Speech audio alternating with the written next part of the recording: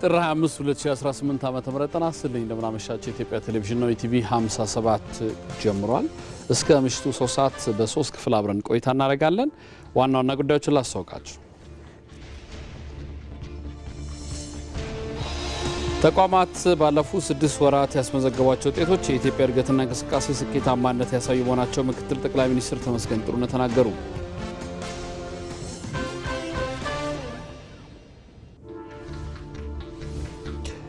ምርጫ የተጠያቂነት ስርዓትን ለመዘርጋትና የህዝብን ጥቅም ለማስጠበቅ ከፍተኛ ሚና ስላለው ዜጎች በንቃት እንዲሳተፉ ተፎካካሪ ፖለቲካ ፓርቲዎች ጠየቁ።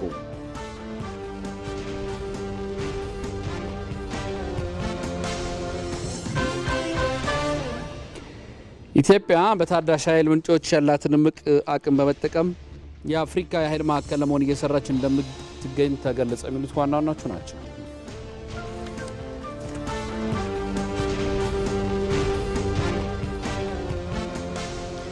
ከዜናዎቹ ጋር አንተነህ ደግፌ ነኝ አብራችሁን ቆዩ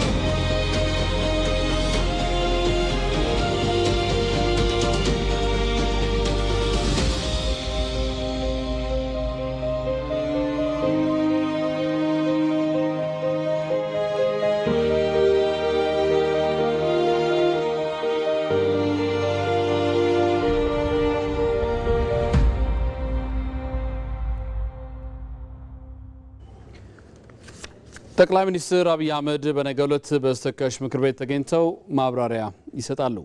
ስድስተኛው የኢፌዴሪ ተወካዮች ምክር ቤት 5ኛ ዓመት የሥራ ዘመን 10ኛ መደበኛ ስብሰባ ነገ ጥር 26 ቀን 2018 ዓ.ም ላይ ይካሄዳል። ጠቅላይ ሚኒስትር አብይ አህመድ በምክር ቤቱ በመደበኛ ስብሰባ ተገኝተው የመንግስትን የ2018 በጀት ዓመት የ6 ወራት የዕቅድ አፈጻጸም ሪፖርት ያቀርባሉ። ከምክር ቤት አባላት ለሚነሱላቸው ጥያቄዎችም ምላሽና ማብራሪያ ይሰጣሉ። የኢትዮጵያ ብሮድካስቲንግ ኮርፖሬሽን በኢቲቪ ዜና ቻናል፣ በኢቲቪ ቋንቋዎች ቻናል፣ በኢቲቪ አፋን ኦሮሞ ቻናል፣ በኤፍኤም አዲስ 97.1 በብሔራዊ ሬዲዮና በኢቢሲ.ስትሪም በሁሉም ማህበራዊ ትስስር ገጾች በቀጥታ ያስተላልፋል።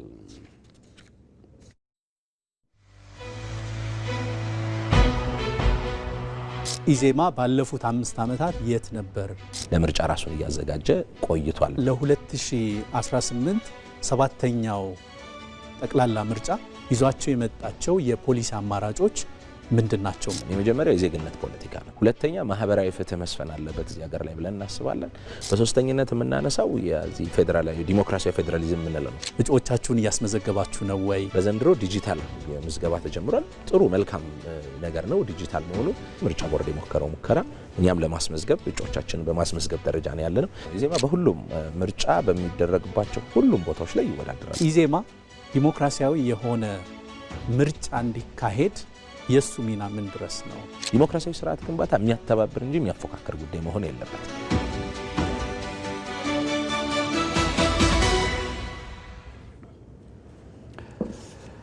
ተቋማት ባለፉት 6 ወራት ያስመዘገቧቸው ውጤቶች የሀገሪቱን እድገትና እንቅስቃሴ ውጤታማነት የሚያሳዩ መሆናቸው ምክትል ጠቅላይ ሚኒስትር ተመስገን ጥሩነህ ተናገሩ።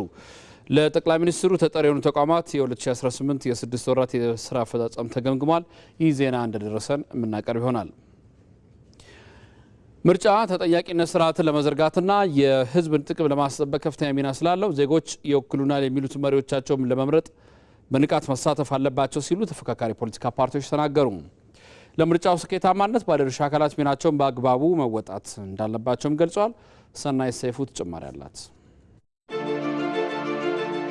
ምርጫ ዜጎች መሪዎቻቸውን በነፃነት እንዲመርጡ በማስቻል ለዲሞክራሲያዊ ስርዓት ግንባታ ወሳኝ ሚና አለው።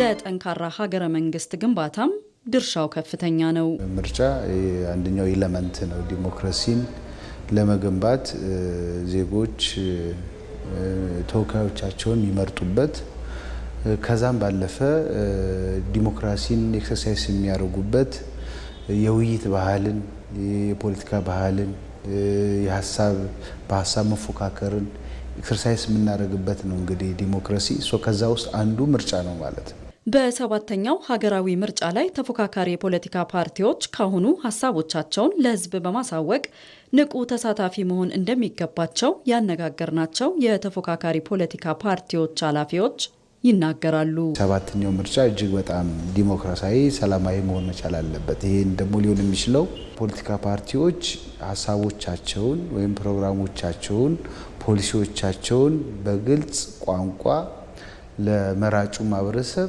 ነፃ በሆነ ሚዲያ ማስተላለፍ መቻል አለባቸው። ማንኛውም አካል በዚህ ምርጫ ውስጥ በቀጥታ የሚሆን በተዘዋዋሪ ሚና ያለው አካል ወጥቶ ለዜጎች ምርጫን አስመልክቶ አንድም ምርጫ እንዲመርጡ ጥሪ ማቅረብ፣ ሌላ ደግሞ ራሳቸው የሚመረጡ ተፎካካሪዎች ሆኑ ምረጡኝ ማለት ያስፈልጋል። ምርጫ የተጠያቂነት ስርዓትን ለመዘርጋትና የሕዝብን ጥቅም ለማስጠበቅ ከፍተኛ ሚና ስላለው ዜጎች ይወክሉናል የሚሉትን መሪዎቻቸውን ለመምረጥ በንቃት መሳተፍ እንዳለባቸውም ተናግረዋል።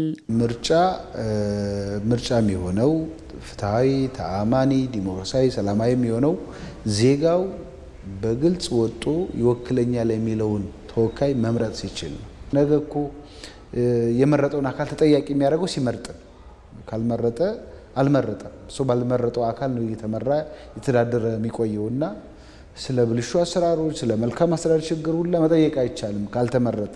ሁሉም ዜጋ ወጥቶ መምረጥ እና መመረጥ የሚችልበትን እድል መጠቀም መቻል አለበት። በፖለቲካውም በኢኮኖሚም በየትኛውም ረገድ ሲታይ የሰው ልጅ ራሽናል ነው ተብሎ ይታመናል። ስለዚህ ራሽናል ነው ተብሎ የሚታመን አካል የሚያስተዳድረውን አካል ከሌላ በማንኛውም አይነት ምርጫ ይልቅ በዚህ ጠባዩ ተፈጥሯዊ ማንነቱ ምርጫን ማካሄድ ጥያቄ ውስጥ የሚገባ ጉዳይ አይደለም ማለት ነው። ለምርጫው ስኬታማነት ባለድርሻ አካላት ሚናቸውን በአግባቡ መወጣት እንዳለባቸው ዶክተር መብራቱ አለሙ ይናገራሉ።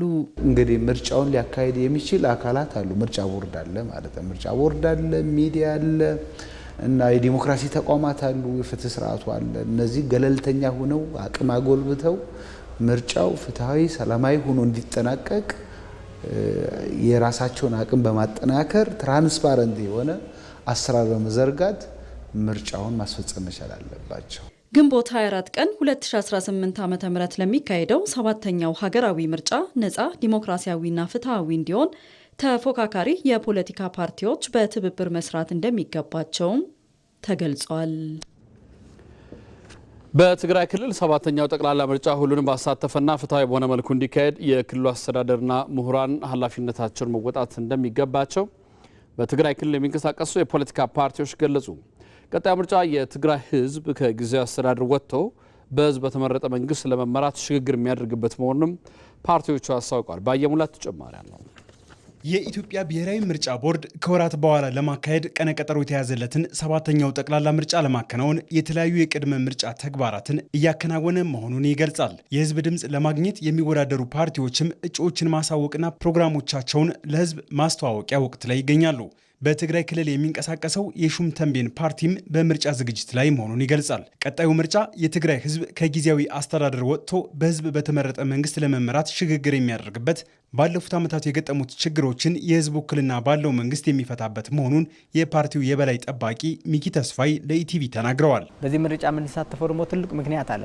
ትግራይ ውስጥ ያለው ችግር፣ ትግራይ ውስጥ ያለውን መከራ፣ በትግራይ ህዝብ ያለውን ሀዘንና ችግር፣ የወጣት ስደት በሙሉ መነሻቸው ከህዝብ የተመረጠ ለህዝብ ሊያገለግል የሚችል ሰላማዊ የሆነ ኃይል፣ ሰላማዊ የሆነ አመራር ከግራና ከቀኝ ያሉ ችግሮች ቁጭ ብሎ የሚፈታ አመራር ስለሌለ ነው ብለን ነው የምናምነው። ይህንን መንግስትና ይህንን አመራር ደግሞ መፍጠር የምንችለው ወይም ደግሞ ወደፊት ማምጣት የምንችለው የትግራይን ህዝብ ወደ ምርጫ ሲገባ ምርጫ አድርጎ መሪዎች ሲመርጥ፣ መንግስት ሲያቋቁም፣ በፌዴሬሽን ሲወከል፣ በፓርላማው ሲወከል ነው ችግሩ መፍታት የሚችል የሚል እምነት ስላለን ነው እንደ ፓርቲ። 7ኛው ጠቅላላ ምርጫ የትግራይ ህዝብ በፌዴራል መንግስቱ ውክልና የሚያገኝበት በመሆኑ ለትግራይ ትርጉሙ ከፍ ያለ ነው ያሉት ደግሞ የትግራይ ዲሞክራሲያዊ ፓርቲ ጽህፈት ቤት ኃላፊ ሙሉ ብርሃን ኃይሌ ናቸው። በፓርላማ በተወካዮች ምክር ቤት ወኪል የለውም የትግራይ ህዝብ፣ በፌዴሬሽን ምክር ቤት ወኪል የለው ራሱ የሚወክለው። ስለዚህ ይሄ በጣም ትልቅ እድል ነው ያለው። የተሟላ መንግስት ይኖራል፣ ህዝባዊ መንግስት፣ በህዝብ የተመረጠ መንግስት ይኖራል ማለት ነው። ድምጽ የሚሆነው ህዝቡን የወከለው የራሱ መንግስት አለው ማለት ነው። አሁን ያለው ጊዜያዊ መንግስት ነው። ይሄ ጊዜያዊ መንግስት ደግሞ ምንድነው? ወደ ምርጫ የሚያሸጋግር ነው። ጊዜያዊ መንግስቱም ይሄን በደንብ በትኩረት በማየት የተሳካ ሰላማዊ ፍትሃዊ የሆነ ምርጫ ትግራይ ውስጥ እንዲደረግ እጃውን ማበርከት መቻል አለበት። ይሄ ትልቅ ኃላፊነት ነው ብዬ ነው የማስብ እኔ። የትግራይ ህዝብ ዲሞክራሲያዊ ምርጫ በማድረግ ያለፉትን ዓመታት ፖለቲካዊ ችግሮች በህዝብ በተመረጠና የህግ ቅቡልነት ባለው መንግስት የሚሻገርበት መሆኑንም አስረድተዋል። ምርጫ ማድረግ ዲሞክራሲያዊ መንግስት ለመመስረት ቁልፍ በመሆኑ በየትኛውም ሁኔታ ለምርጫ ዝግጁ መሆን ከህዝቡ ይጠበቃል። ከምነ ችግሩም ቢሆን ምርጫ መደረግ መቻል አለበት። ምርጫው ፍጹም ላይሆን እኮ ይችላል፣ ግን የተሻለ ቅድም እንዳልኩ ህዝቡ በተሻለ መልኩ ይወከላል። ቢያንስ ያን ከተወከለ ደግሞ ምንድነው የሚሆነው? አሁን ካለው የተሻለ ቁመና ያለው መንግስት ይፈጠራል። ይሄ ደግሞ የሚሆነው ምርጫ ነው። ስለዚህ በምርጫ ነው። ስለዚህ የትግራይ ህዝብ በዚህ ላይ በንቃት መሳተፍ መቻል አለበት። ሁሉንም ያሳተፈና ፍትሃዊ ምርጫ ለማካሄድ የፌዴራል ተቋማት እንዲሁም በትግራይ የሚገኙ ምሁራን ከፍተኛ ሚና እንዳላቸውም ተገልጿል። ፌዴራል መንግስት ከፍተኛ ኃላፊነት አለበት። በፕሪቶሪያ መሰረትም ትግራይ ውስጥ ገብቶ የማረጋጋት ጸጥታ የማስከበር ሙሉ ስልጣን አለው። ስለዚህ የፌዴራል መንግስት ተቋማቶች ሙሉ በሙሉ ትግራይ ውስጥ ገብተው ስራቸው እንዲሰሩ፣ የትግራይን ህዝብ የመምረጥ የዲሞክራሲያዊ መብቱ እንዲጠቀም፣ የትግራይን ህዝብ እንዲመርጥ ከፍተኛ ኃላፊነት አለበት። ይሄ የሚጠበቀው ከፌዴራል መንግስት ነው። ከዛ ቀጥሎ ደግሞ የትግራይን ህዝብ ደግሞ የትግራይ ምሁራኖች፣ ፖለቲከኞች ደግሞ ለዚህ መንግስት አጋዥ መሆን አለባቸው ማለት ነው። ከጎኑ መሰለፍ አለባቸው ማለት ነው። የኢትዮጵያ ብሔራዊ ምርጫ ቦርድ ባወጣው መርሃ ግብር መሰረት 7ኛው ጠቅላላ ምርጫ ግንቦት 24 ቀን 2018 ዓ.ም የሚካሄድ መሆኑ ይታወቃል። 7ኛው ጠቅላላ ምርጫ ነጻ፣ ፍትሃዊ፣ ገለልተኛና የተሳካ እንዲሆን የፖለቲካ ፓርቲዎችና የባለድርሻ አካላት ሚና ወሳኝ ነው አሉ የኢትዮጵያ ብሔራዊ ምርጫ ቦርድ ሰብሳቢ ወይዘሮ ሜላትወርቅ ኃይሉ። የኢትዮጵያ ብሔራዊ ምርጫ ቦርድ ከባለድርሻ አካላት ጋር ውይይት አካሂደዋል። በዚህ ውይይት መድረክ 7ኛው ጠቅላላ ምርጫ ለማድረግ ዝግጅት እየተደረገ መሆኑን የጠቀሱት ሰብሳቢዋ ከዝግጅቶቹ መካከል ከፖለቲካ ፓርቲዎች ጋር መመካከር፣ የምርጫ ጊዜ ሰሌዳ በማውጣት ዳር 30 2018 ለህዝብ ይፋ መደረጉን ያሳወሱት ሰብሳቢዋ ቦርዱ የህግ ማሻሻያ ማድረጉንም ተናግረዋል። የህግ ማሻሻያ ስርዓት አስፈልጎም ስለነበረ ቦርዱ 1162 አዋጅ ቁጥር 1162 የተባለውን አዋጅ በማሻሻል እሱን ተከትሎ ደግሞ ለማስፈጸም የሚያስችሉ መመሪያዎችንም አብሮ አሻሽሎ ለዚህ ማሻሻል ሂደት ላይ ደግሞ የፖለቲካ ፓርቲዎች፣ የሲቪል ማህበረሰብ ድርጅቶች ግብዓቶቻቸውን እንዲሰጡ በማድረግ አስፈላጊ የሆኑትን ነጥቦች በማካተት ስራውን ሲሰራ ቆይቷል። ዜጎች በእውቀት ላይ የተመሰረተ ምርጫን ማከናወን እንዲችሉ ቦርዱ እየሰራ መሆኑን አንስተዋል። ዜጎች በእውቀት ላይ የተመሰረተ ምርጫ ማድረግ ይችሉ ዘንድ የመራጮች ትምህርትን የሚሰጡ የሲቪል ማህበረሰብ ድርጅቶች ጥሪ አቅርቦ በቀረበው ጥሪ መሰረት ወደ 169 የሲቪል ማህበረሰብ ድርጅቶች አመልክተው ፈቃድ አግኝተው ይሄንን ስራና እንቅስቃሴ ጀምረዋል። ከዚሁ ጎን ለጎን ደግሞ የምርጫ መታዘብ ስራ የሚሰሩ የሲቪል ማህበረሰብ ድርጅቶችም ቦርዱ ባወጣው ጥሪ መሰረት ጥሪውን ተቀብለው ወደ 45 የሚሆኑ የሲቪል ማህበረሰብ ድርጅቶች ወደ 547 ኮኦርዲኔተሮች እና 129,000 ታዛቢዎችን በመመደብ ለመስራት ፈቃድ ጠይቀው ይሄንንም ፈቃድ ቦርዱ ሰጥቷል። እንደ ሪፖርተራችን ምንተስኖት ይልማ ዘገባ ዘንድሮ ለመጀመሪያ ጊዜ ፖለቲካ ፓርቲዎች እጩዎቻቸውን ቦርዱ ባበለጸገው መተግበሪያ እየተከናወነ መሆኑ የተገለጸ ሲሆን የመራጮች ምዝገባም ምርጫዬ በሚል መተግበሪያ አማካኝነት ወደፊት በአብዛኛው የሚከናወን ሲሆን የምዝገባ ሂደቱ ቀልጣፋ እንዲሆን ቦርዱ ስልጠና መስጠት ድጋፍ እያደረገ እንደሚገኝ ወይዘሮ ሜላት ወርቅ ኃይሉ ተናግረዋል። ቀደም ሲል ወደ አነበብኩት ዜና መልሳለሁ። ተቋማት ባለፉት 6 ወራት ያስመዘገቧቸው ውጤቶች የሀገሪቱን እድገትና እንቅስቃሴ ስኬታማነት ያሳዩ መሆናቸውን ምክትል ጠቅላይ ሚኒስትር ተመስገን ጥሩነህ ተናገሩ። ለጠቅላይ ሚኒስትሩ ተጠሪ የሆኑ ተቋማት የ2018 የ6 ወራት የስራ አፈጻጸም ተገምግሟል። አሸናፊ እንዳለ ተጨማሪ አለው። ለሀገር ግንባታ ካላቸው ከፍተኛ አስተዋጽኦ የተነሳ የጠቅላይ ሚኒስትሩ የቅርብ ክትትልና ድጋፍ የሚደረግላቸው 14 ተቋማት ምክትል ጠቅላይ ሚኒስትር ተመስገን ጥሩነህ በተገኙበት የ6 ወራት አፈጻጸማቸው ተገምግሟል።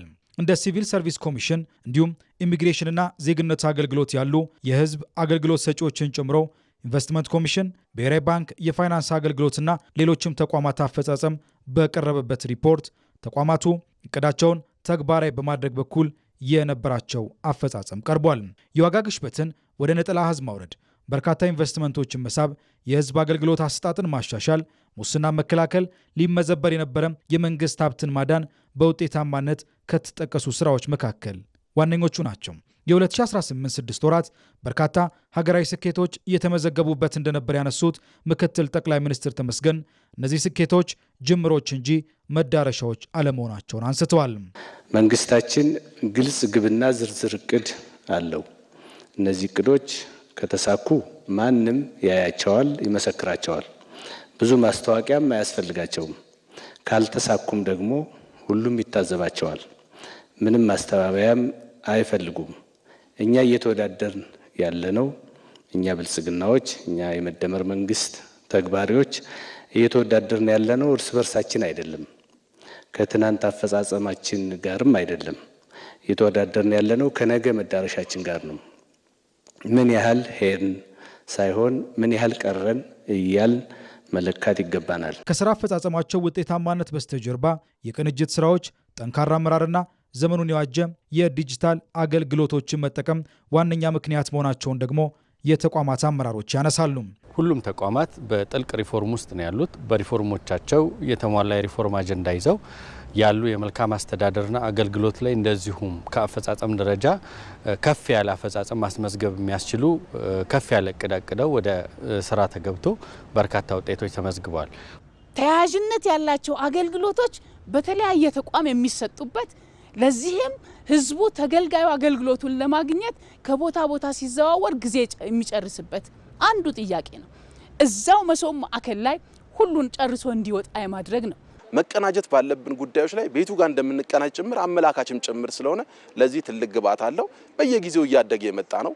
ቅንጅታችን አሁን ጨርሰናል የምንለዋለን የበለጠ ተቀናጅቶ መሄድ ይጠይቃል። በተገኙ ውጤቶች መቆም ሳይገባ ስኬቶችን ዘላቂ ማድረግ እንደሚያስፈልግም በግምገማው ላይ ተነስቷል። እነዚህን ውጤቶች ዘላቂ ማድረግ አንዱ ትኩረት የሚፈልገው ሳስቴን ማድረግ የመጡ ውጤቶችን ዘላቂ አድርገን የመቀጠል፣ ሁለተኛ ግን እነሱን ሳስቴን ማድረግ ብቻ ሳይሆን አዳዲስ ተጨማሪና ተደማሪ ስራዎችን መስራትና አዳዲስ ውጤቶችን ማስመዝገብ ጀመርነው መንገድ ብቻ ሳይሆን የዝላይ አማራጭም ጭምር ተከትለን የተሻሉ ነገሮችን መስራት ይጠበቅብናል የሚለውን ማስመር እፈልጋለሁ። ተቋማት በቀጣይ የተሻለ አፈጻጸም እንደሚጠበቅባቸው ያሳሰቡት ምክትል ጠቅላይ ሚኒስትር ተመስገን ከራስ ተቋም በላይ አሻግሮ ማየትና ለሌሎች ተቋማት በምሳሌነት የሚቀርብ ስራ መስራት እንደሚገባ የስራ አቅጣጫ ሰጥተዋል። ለኢትዮጵያ ነው የምንሰራ፣ እንደ ሀገር ነው የምንሰራ። እያንዳንዱ እንቅስቃሴያችን ሁሉ ኢትዮጵያን በደንብ መግለጽ የሚችል መሆን አለበት የሚለውን በደንብ መያዝ አለብን። እኛ የምንሰራው ስራ ለሌሎች ሞዴል መሆን አለበት። ጠቅላይ ሚኒስትሩ የሚመሯቸው ተቋማት ብዙ ጊዜ ሰምታችሁ ሊሆን ይችላል። በየስብሰባውም ጠቅላይ ሚኒስትሩ የሚይዟቸው ፕሮጀክቶች ይፈጥናሉ። ለምንድን ነው ሌሎች ፕሮጀክቶች የማይፈጥኑ ይላል። አሁን ህዝቡ ለምሳሌ ሲናገር ሰምታችሁ ከሆነ ወደዚህ ስናመጣው ደግሞ ወደዚህ ክላስ ወደ እነዚህ ተቋማት ደግሞ ስናመጣቸው እሳቸው የሚመሯቸው ተቋማት በጣም ይፈጥናሉ። በጣም የሚሰሩት ነገር የሚገርም ነው። እኛ ለምንድን ነው እንደዚያ ማንሆን እንባላለን ወይ ነው። እንደውም ካቀድከው በላይ ስራ ነው፣ ካቀድከው በላይ ዲማንድ ይጠበቃል ነው አሁን ንግግራችን እንጂ የታቀደውማ መሰራት አለበት፣ መፈጸም አለበት። ምንም በዚህ ምክንያት ነው የምንለው ነገር የለም። ምክንያቱም መጀመሪያ ስንግባባ ስናቅድ እንፈጽመዋለን ብለን ነው።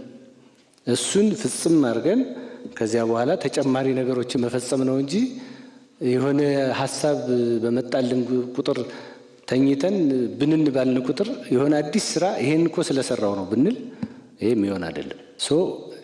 እንትን እያለ ነው የሚሄድ። ገና ሰርተን ያልጨረስ ነው ገና የጀመርነው ስለሆነ ዝም ብለን የሆነ ደረጃ ላይ የደረስ አድርገን ራሳችንን ካየን የተሳሳተ ድምዳሜ ላይ የተሳሳተ ውጤት ላይ እንደርሳለን። ተቋማቱም የገጠሟቸውን ተግዳሮቶች ለመፍታት የጀመሩትን የቅንጅት ስራ ማጠናከር እንደሚገባቸውም ተገልጿል።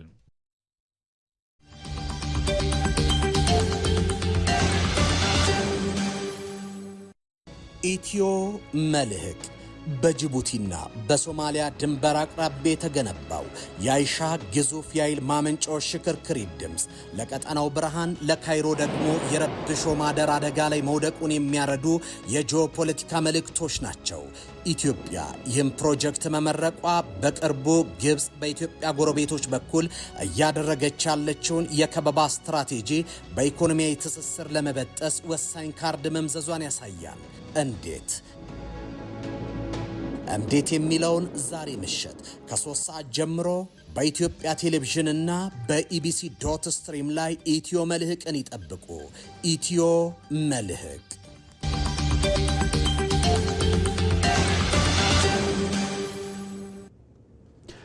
የውጭ ግንኙነትና ሰላም ጉዳዮች ቋሚ ኮሚቴ ብሔራዊ ጥቅም የሚያስጠብቀው የኢትዮጵያ አቪዬሽን ደህንነት ረቂቅ አዋጅ እንደጸደቀ ተግባራዊ እንዲሆን አሳሰበም። በተወካዮች ምክር ቤት የኢትዮጵያ አቪዬሽን ደህንነት አዋጅ 432 ህዝባር 1997 ለማሻሻል የቀረበው ረቂቅ አዋጅ የአስረጂ መድረክ ተከናውኗል። የቀረበው ረቂቅ አዋጅ ዓላማው የኢትዮጵያን የአቪዬሽን ደህንነት ህጋዊ ማዕቀፍ ከዘመናዊ ዓለም አቀፍ መመሪያዎች ጋር ማጣጣምና በአየር መጓጓዣ ዘርፍ የሚታዩ አዳዲስ የደህንነት ስጋቶችን በብቃት ለመከላከል ነው። የውጭ ግንኙነትና ሰላም ጉዳዮች ቋሚ ኮሚቴ በረቂቅ አዋጁ ላይ ግልጸኝነት ያስፈልጋቸዋል ባላቸው ጉዳዮች ላይ ጥያቄዎችን አንስተዋል። የብሔራዊ መረጃና ደህንነት አገልግሎት የስራ ኃላፊዎች አዋጁ እንዲሻሻል ዋነኛው ምክንያት ነባሩ አዋጅ በ1997 ዓ.ም ተዘጋጅቶ መሻሻል ያልተደረገበት መሆኑን አብራርተዋል። በተጨማሪም የሽብርተኝነት ስጋቶች፣ የሳይበር ጥቃቶችና ፈጣን የቴክኖሎጂ ለውጦች የአቪዬሽን ዘርፉን አዲስ የህግ ማሻሻያ እንዳስፈለገው አንስተዋል። ሪፖርተራችን ህይወት አበበ እንደዘገበችው ኢትዮጵያ በአፍሪካ ቀዳሚ አየር መንገድ ባለቤት መሆኗን ከዓለም አቀፍ መመሪያዎች ጋር የተጣጣመ የህግ ማዕቀፍ መኖሩ የተጓጓዦችን ደህንነትና የሀገሪቱን እምነት ለመጠበቅ አስፈላጊ መሆኑ ተጠቅሷል። ቋሚ ኮሚቴው ረቂቅ አዋጁ ብሔራዊ ጥቅም የሚያስከብር ወቅታዊና አስፈላጊ መሆኑን በማንሳት ኢትዮጵያ በዘርፉ ያላት ተወዳዳሪነት እንድትቀጥል ረቂቅ አዋጁ እንደጸደቀ ተግባራዊ እንዲሆን አሳስበዋል።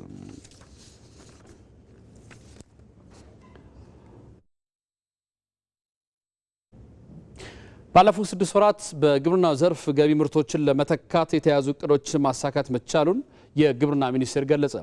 በመኸር የስንዴ ምርት ከ126 ሚሊዮን ኩንታል በላይ ምርት መገኘቱ ተጠቃሽ ስኬት መሆኑ ተገልጿል። ሞላ ለማየት ተጨማሪ አለው። በኦሮሚያ ክልል አዳማ ከተማ ወንጂ ወረዳ የአዋሽ ወንዝን በመጠቀም የበጋ መስኖ ስንዴን ጨምሮ ሌሎችም ሰብሎች እየለሙ ይገኛል። ወጣት ሲሳይ መኮንን በአካባቢው በክላስተር ተደራጅቶ ባለፉት ዓመታት የበጋ መስኖ ስንዴ ስራ ላይ መሰማራቱ ራሱን እንዲችል እንዳገዘው ይናገራል። የበጋ ስንዴ መጀመሪያ ስንጀምር መንግስት ዘር አቅርቦልን ማዳበሪያ አቅርቦልን ነበረ። ብዙ ነገር ሰፖርት አድርጎት ወደ ስራ ገባ ነው። ዛሬ ግን ከፋሚሊ ጋር ማገዝ ወጥተን እኛ እንደወጣትም እንዳንድ አርሶ አደርም ራሳችን ችለን ያለንበት ሁኔታ ነው ያለው። ከተማ መስተዳድር ደግሞ ከባለሙያ ጀምሮ ራሳቸውም ጨምር ከንቲባም ጨምሮ መጣው ከምክር አንጻር በፐርሰናል ጭምር ቀርበው ሰፖርት ያደርጉን ነበረ። በየአመቱ እኛም ልምድ እያካበተን በሄድን ቁጥር በሄክታር እስከ 60 ኩንታል ያመረትን ሁኔታ ነበረ። እኔ ከ55 እስከ 60 አሁን ዘንድሮ 60 ነው እቅዴ። 55 አምና እስከ 55 ነው ያመረትኩት። ዘንድሮ እስከ 60 ነው እቅዴ። ለምን ልምድ እያካበትን ስላለ ያለውን ችግርም እየተረዳን ስላለ። የግብርና ዘርፍ ለኢኮኖሚው ዋነኛ ምሰሶ ሆኖ የቀጠለ ሲሆን ምርታማነትን በማሳደግ ከውጭ የሚገቡ ምርቶችን መተካት ደግሞ አንዱ ግብ ነው። ከዚህ አንጻር ባለፉት 6 ወራት በሰብልና ሆርቲካልቸር እንዲሁም በእንስሳት ሀብት ምርታማነትን በማሳደግ ገቢ የግብርና ምርቶችን መተካት የተቻለ ሲሆን የስንዴ ምርትን በመተካት የውጭ ምንዛሬን ማስቀረት ተችሏል። የስንዴ ልማትን ስንወስድ በመኸር ወቅት ከ126 ሚሊዮን ኩንታል በላይ ምርት ያገኘን ሲሆን በበጋ ስንዴ ልማት ደግሞ ከ3.7 ሚሊዮን ሄክታር በላይ መሬት በስንዴ ልማት ሸፍነን አጠቃላይ የስንዴ ምርታችንን ከ300 ሚሊዮን ኩንታል በላይ ማድረስ የሚያስችለን ቁመና ላይ ደርሰናል። ይሄ አፈጻጸም ኢትዮጵያን ከአፍሪካ ግንባር ቀደም የስንዴ አምራች ሀገር ከማድረጉም በላይ ከዚህ በፊት ሀገራችን ስንዴን ከውጪ ለማስገባት የምታወጣውን በየአመቱ በአማካይ የዛሬ 4 ዓመት ገደማ 1 ሚሊዮን ሜትሪክ ቶን ስንዴ እና ከዛ በላይ ለማስገባት ከ700 ሚሊዮን እስከ 1 ቢሊዮን የአሜሪካ ዶላር እናወጣ የነበረውን ገቢ ምርታችንን የመተካት ስራ ከዚህ አኳያም ባለፉት ዓመታት የተገኘውን ውጤት አጽንተን ማስቀጠል ይችላል። ባለፉት 6 ወራት የግብርና ወጪ ምርቶችን ማሳደግ ሌላኛው ግብ ሲሆን በዚህም ከ2 ቢሊዮን ዶላር በላይ ገቢ ከግብርና ምርቶች ወጪ ንግድ ተገኝቷል። ለዚህ ስኬትም ክልሎች ከፍተኛ አስተዋጽኦ ያበረከቱ ሲሆን በግብርና ምርትና ምርታማነት ማደግ አዲስ የሥራ ባህልን እውን እያደረጉ ይገኛል። ጸደይ ከዚህ ቀደም አልተለመደም። ጸደይ አዲስ የምርት ወቅት ነው ለኛ። ከዚህ ቀደም ያልነበረ ተለምዶ ነው፣ አዲስ ተለምዶ ነው። ባለፈው ዓመት ወደ 37 ሺህ ሄክታር አልምተን ለ800 ሺህ ኩንታል ምርት ማግኘት ችለናል። ያ ምርት ለኤክስፖርት የሚውል ሽምብራና ጓያን ያመረተው በዚህ ዓመት ያምናውን ተሞክሮ ወደ ሁሉም በማስፋት ወደ 63 ሺህ ሄክታር አልምተን አሁን ወደ 1.3 ሚሊዮን ኩንታል አካባቢ ምርት እንጠብቃለን። ይሄ በበጋ በዚህ ፀሐይ በጠራራው ፀሐይ አሁን አረንጓዴ የሚመስል ማሳ ማየት ይቻላል በክልላችን ማለት ነው። ይሄ የልምምድ አርሶ አደሮቻችንን ለአዳዲስ የምርት ወቅቶች መፈጠር ምክንያት ሆኗል። ኤክስፖርት የምናደርጋቸው ምርቶቻችንም ተሻሉ ናቸው። የቡና ምርትን መውሰድ እንችላለን። 78%ን በክልላችን ያሳካንበት አግባብ ነው ያለው። በአጠቃላይ ክልል ሀገሪቱ የኛ አስተዋጽኦ ነው ያለው።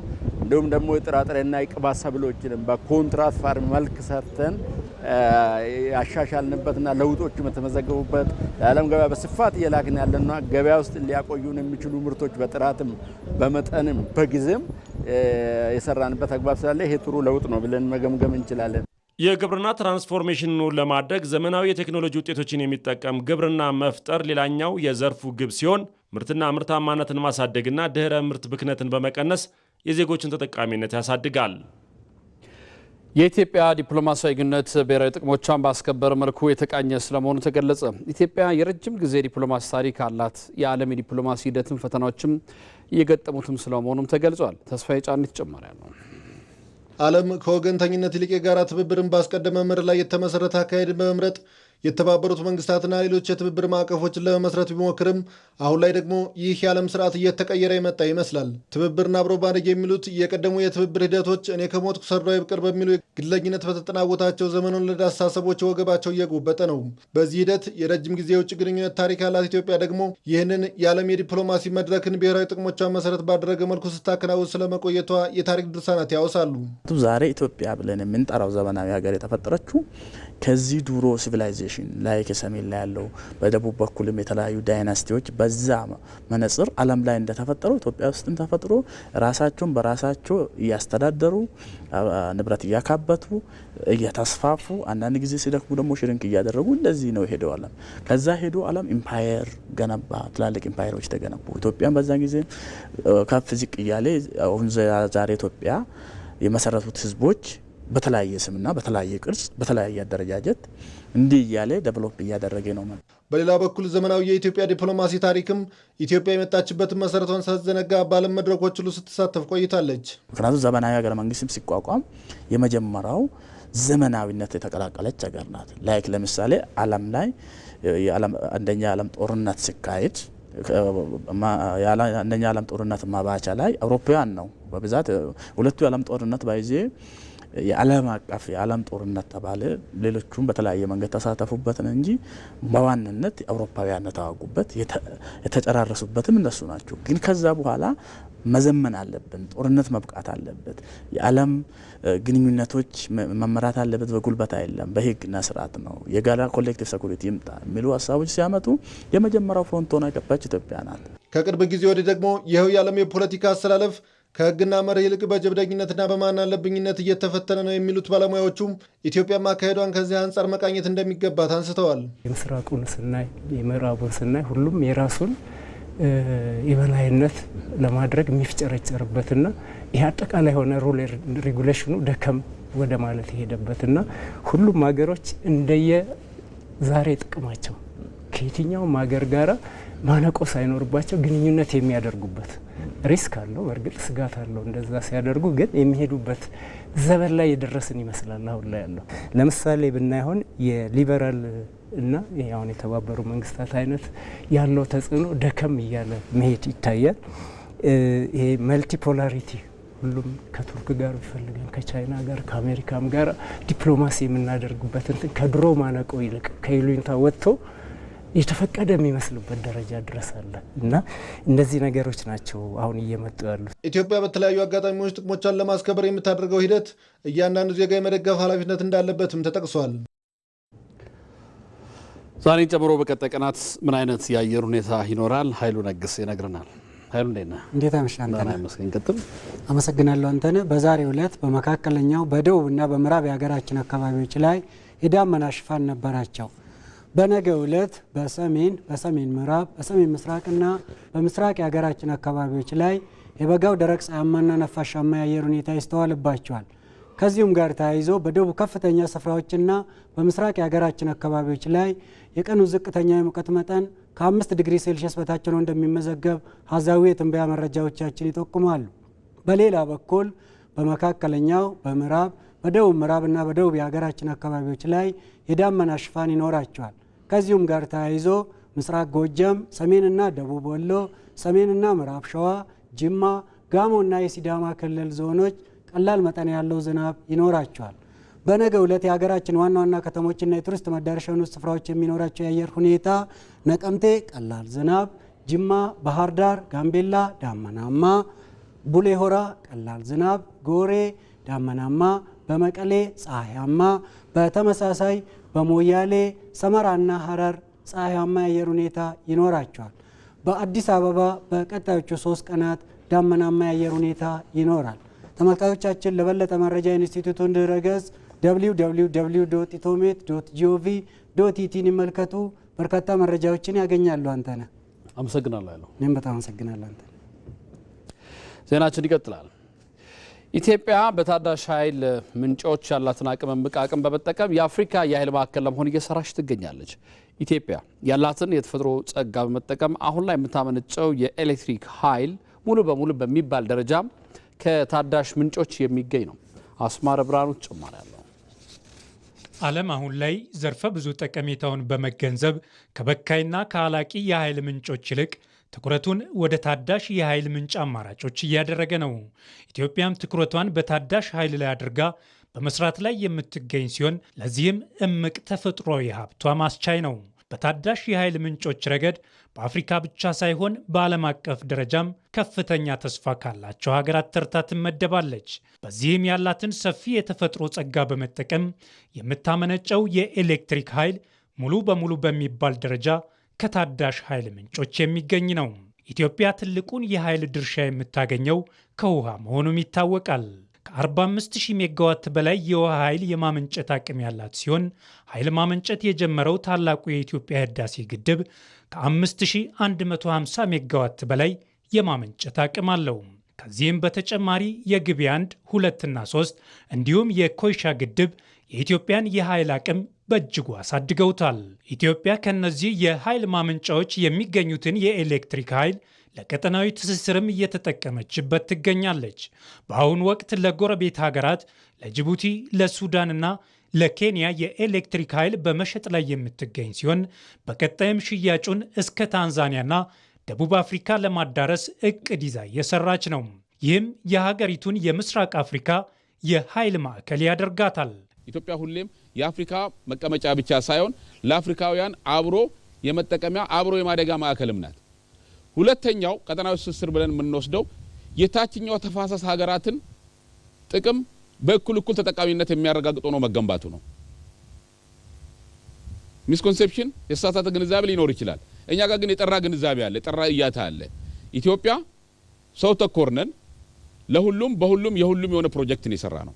ከዚህ በፊት በአመት የምናገኘው የውጭ ሬቨኑ በዶላር 60-70 ሚሊዮን ዶላር አካባቢ ነበር ኤክስፖርት እያደረግን። አሁን ላይ ያንን በብዙ እጥፍ ነው እያሳደግን ያለ ነው። ዘንድሮ ኤክስፔክት የምናደርገው እስከ 450 እስከ 500 ሚሊዮን ዶላር ወይም ደግሞ ግማሽ ቢሊዮን ዶላር ከኃይል ሽያጭ ገቢ እንደምናገኝ ነው ኤክስፔክት የምናደርገው። ኢትዮጵያ ከውሃ ኃይል ባለፈ በንፋስ በፀሐይና በእንፋሎት ወይንም ጂኦተርማል ረገድም ከፍተኛ እምቅ አቅም እንዳላት ጥናቶች ያረጋግጣሉ። በኢትዮጵያ የፀሐይ ኃይል ተጠቃሚነት በከፍተኛ ሁኔታ በማደግ ላይ ያለና ትልቅ ተስፋ የሚጣልበት ዘርፍም ነው። ኢትዮጵያ በዓመት ውስጥ አብዛኛውን ጊዜ የፀሐይ ብርሃን የምታገኝ በመሆኗ ለዚህ የኃይል ምንጭ እጅግ ምቹ የሆነ ተፈጥሯዊ ጸጋም አላት። የመተሃራው የሶላር ፕሮጀክት 100 ሜጋዋት የሚያመነጭ ትልቅ የሶላር ኃይል ማመንጫ ግንባታ በግልና በመንግስት አጋርነት እንዲገነባ ታቅዷል። የአዴል ሶላር ፕሮጀክትም በዓለም ባንክ ድጋፍ የሚከናወን ሲሆን በገጠር ለሚገኙ ተቋማት እንደ ትምህርትና ጤና ጣቢያዎች ላሉና ለቤተሰቦች የፀሐይ ኃይል አቅርቦትን ለማስፋፋት ያለመ ነው። አሁን ላይ በሚሊዮን የሚቆጠሩ የገጠር ነዋሪዎች አነስተኛ የፀሐይ ኃይል መሳሪያዎችን ለብርሃንና ለስልክ ቻርጅ አገልግሎት እየተጠቀሙ ይገኛሉ። በንፋስ ኃይል ረገድም ኢትዮጵያ በአፍሪካ ከፍተኛ የንፋስ ኃይል ካላቸው ሀገራት አንዷ ናት። ጥናቶች እንደሚጠቁሙት ከ1300 ጊጋዋት በላይ የንፋስ ኃይል የማመንጨት እምቅ አቅም አላት። በተለይ በምስራቅ ኢትዮጵያ በሰሜንና በማዕከላዊው የሀገሪቱ ክፍሎች ለንፋስ ኃይል ተስማሚ የሆኑ ከፍተኛ ነፋሻማ ቦታዎች ይገኛሉ። በአዳማ ከተማ አቅራቢያ የሚገኙት የአዳማ 1ና 2 የንፋስ ኃይል ማመንጫዎች በድምሩ 204 ሜጋዋት የማመንጨት አቅም አላቸው።